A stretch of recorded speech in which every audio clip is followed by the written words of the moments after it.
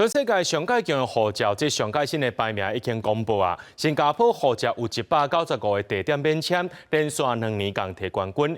日本呢是193个地点免签，摕到亚军。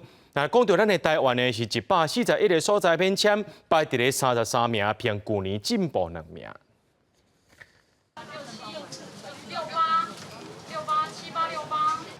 了无强领护照的柜台排队排到倒长，新正都要到啊，袂少人会趁过年的时阵，规家伙仔出去旅游。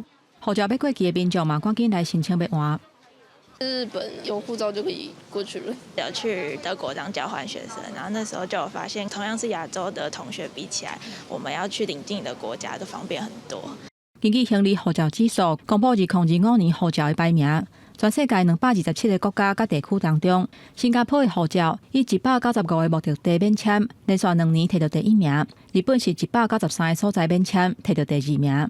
第3名是芬兰、法国、德国、意大利、南韩甲西班牙。台湾虽然是141个所在免签，排33名，比去年进步2名。不过免签的地区是减2个。中国的护照敢若85个所在免签，排第60名。名次的变动，其实它代表的意义并不是那么明显。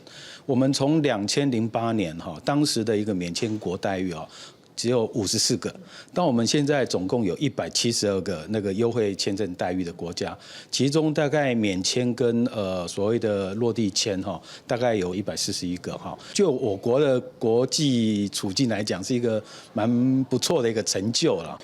外交部表示，签证待遇变动的情形会随时间调整。不过，咱国免签国家的数量会当伫咧全球的护照排头前坎，考虑的因素嘛包括国家的经济实力、甲旅游自由度、好用的程度，嘛是一种国家实力的展现。记者综合报道。